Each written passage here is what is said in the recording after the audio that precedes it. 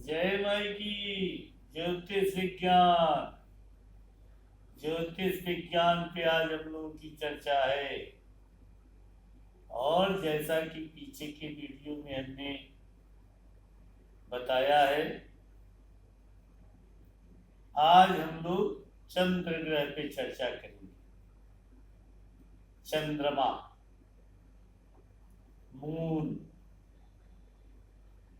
आसमान में दिखाई देता है और साइंस ने ये सिद्ध किया है कि मून पृथ्वी का ही हिस्सा है, यानी धरती माँ का भाई, मामा, चंदा मामा हम लोग कहते हैं, क्योंकि संबंध तो पृथ्वी से चंद्रमा का है। वैज्ञानिक जब चंद्रमा पर गए तो उसकी मिट्टी, उसके पहाड़ सब पृथ्वी की तरह है, बस कमी क्या है? जल और हवा। जल और हवा वहां नहीं है। अगर जल हवा होता तो चंद्रमा पर भी जीवन होता। खैर, पृथ्वी पर जीवन है और पृथ्वी पे रहने वाले लोगों को चंद्रमा प्रभावित करता है, अप्रत्यक्ष रूप से प्रभावित करता है। अप्रत्यक्ष नहीं, प्रत्यक्ष रूप से चंद्रमा प्रभावित करता है पृथ्वी पे रहने वाले जीव जंतु, मनुष्य और पेड़ पौधे, सबको चंद्रमा प्रभावित करता है।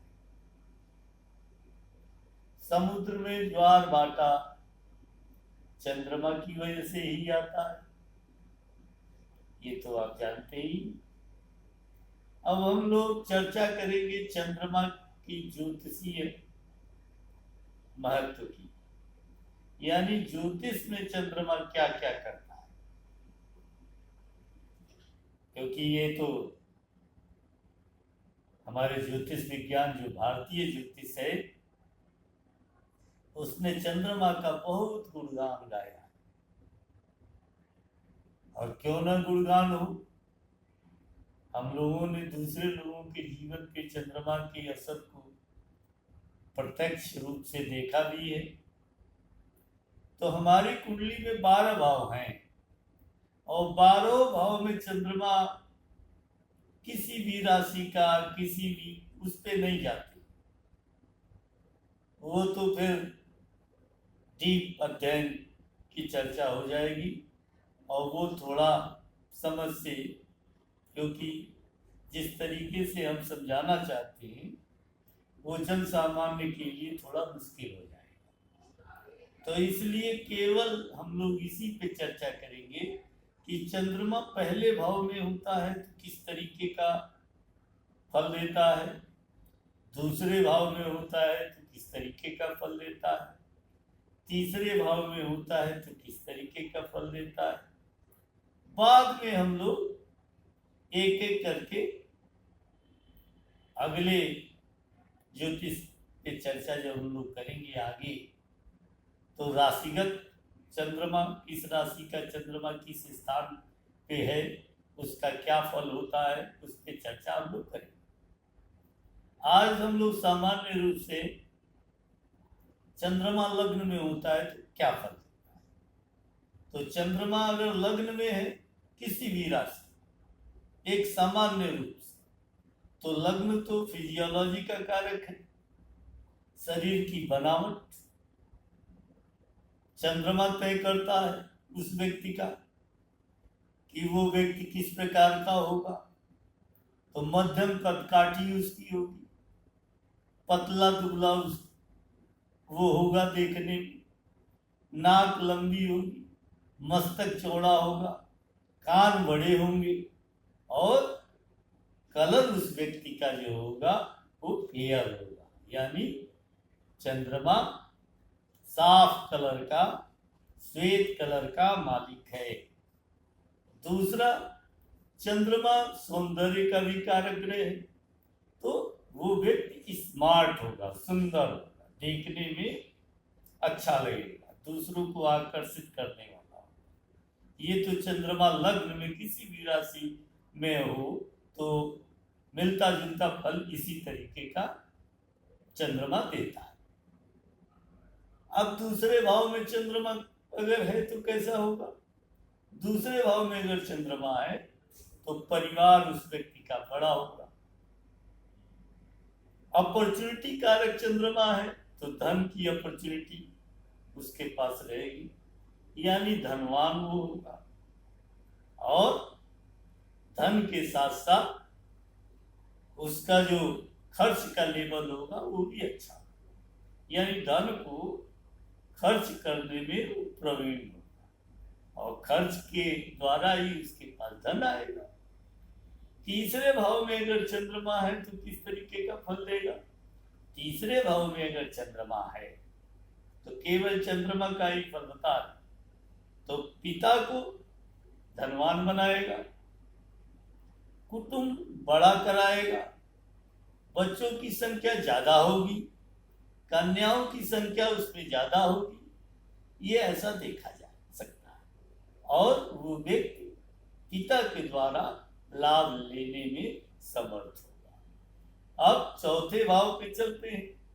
चौथा जैसा कि भाग्य कारक भाव है और माँ का भी कहा जाता है, तो चौथे भाव में अगर चंद्रमा है तो वो व्यक्ति निश्चित रूप से भाग्यशाली होगा, दूसरों पे कम विश्वास करने वाला होगा, अपने व्यक्तित्व को प्रदर्शित करने में माहिर होगा। अब पंचम स्थान पे अगर चंद्रमा है तो एजुकेशन और संतान का फल देता है। तो पंचम स्थान पे अगर चंद्रमा है तो प्रथम कन्या योग प्रदान करता है, दूसरा उच्च शिक्षा योग प्रदान करता है, सिविल एजुकेशन देता है, सामान्य एजुकेशन और उच्च शिक्षा यानी टेक्निकल वगैरह एजुकेशन कम देता है। अब आते हैं, अगर छठे भाव का चंद्रमा है तो रोग कारक है। चंद्रमा अगर रोग कारक है तो पूर्ण कफ संबंधित बीमारी देता है, ब्रोंकाइटिस, लार्ज ब्रोंकाइटिस, चिड़चिड़ापन, गुस्सापन। चंद्रमा मन की बीमारी भी प्रदान करता है, ज्यादा स्वप्न वगैरह दिखवाता है, और चंद्रमा स्ट्रेस और फ्रस्ट्रेशन, एंजाइटी का भी कारक ग्रह माना जा सकता है। चंद्रमा अगर सप्तम हाउस में है दाम्पत्य में तो पति की कुंडली में है तो पत्नी थोड़ा चिड़चिड़े स्वभाव की होगी, शीघ्र विवाह के योग बनेंगे। अगर पत्नी के कुंडली में है तो पति स्मार्ट होंगे और शीघ्र विवाह के योग बनेंगे। थोड़ा आपसी संबंध दोनों का मन एक दूसरे के प्रति थोड़ा चिड़चिड़ापन से युक्त रहेगा। अगर अष्टम भाव में चंद्रमा है तो विदेश योग देता है 100%। जन्म स्थान से 400 किलोमीटर दूर ही बसाता है और पूरी दुनिया का भ्रमण कराता है। पूरी दुनिया का भ्रमण अगर किसी कारण से नहीं कराया तो भारत का भ्रमण तो जरूर करा देता है। अब 9वें स्थान पे अगर चंद्रमा है तो जाव युक्त जीवन देता है। उस व्यक्ति के जीवन में नौकरी रहती है, नौकरी प्रदान व्यक्ति को रहता है और इनकम प्रॉपर उसको मिलती रहती है। अब अगर 10वें भाव में चंद्रमा है तो क्या करता है? कर्म, चंचल कर्म होता है, एक जगह स्थिर बुद्धि प्रदान चंद्रमा नहीं करता है, और अस्थिर बुद्धि का कारण होने की वजह से कर्म बदलते रहने वाली प्रवृत्ति भी होती है। अब चंद्रमा अगर 11वें भाव में है तो वो क्या फल देता है धन के रूप में? खूब अच्छा। यानी कर्म अगर 20% है तो 100% का फल चंद्रमा देता है। यानी इनकम कर्म से दुगुना। कर्म 50 तो इनकम 100।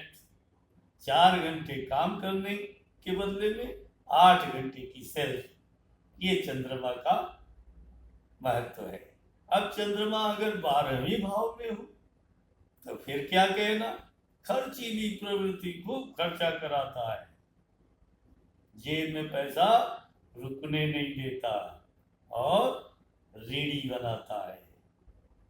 पैसा लेकर किसी से भी खर्च करने में या बैंक से पैसा लेकर खर्च करने में भी किसी प्रकार का संकोच उस व्यक्ति को नहीं होता है।